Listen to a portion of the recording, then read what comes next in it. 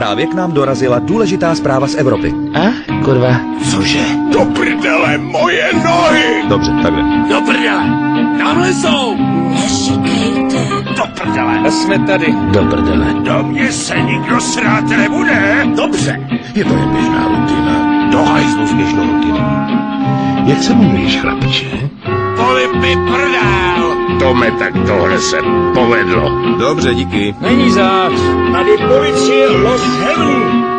Odložte zbraň a vyjděte s rukama nad hlavou. Nasrat, do prdele! Je to jenom kousek. Chcípni, ty skurvysynu, chcípni! No to rozhodně ne. Ochutnejte tohle! Konečně. Mám hlad jako vlk. Kam jdeš? Do prdele. Jasně!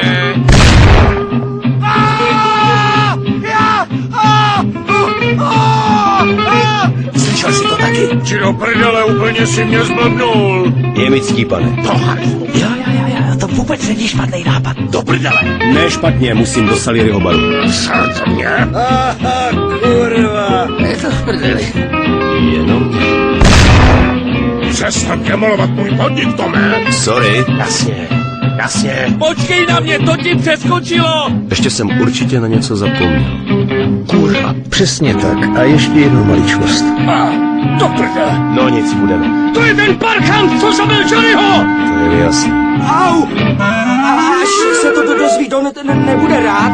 To jsem rád. Do prdele! Ok, jde se na věc. Tak vylez, bastarde!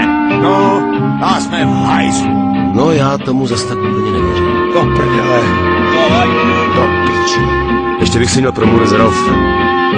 Tome? Mohl bys už konečně držet hubu? Dobrý, rozbiju si tlamu. Co děláš?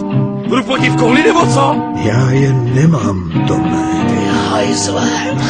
Bych teda řekl. Pusť mě. Jen to zkus.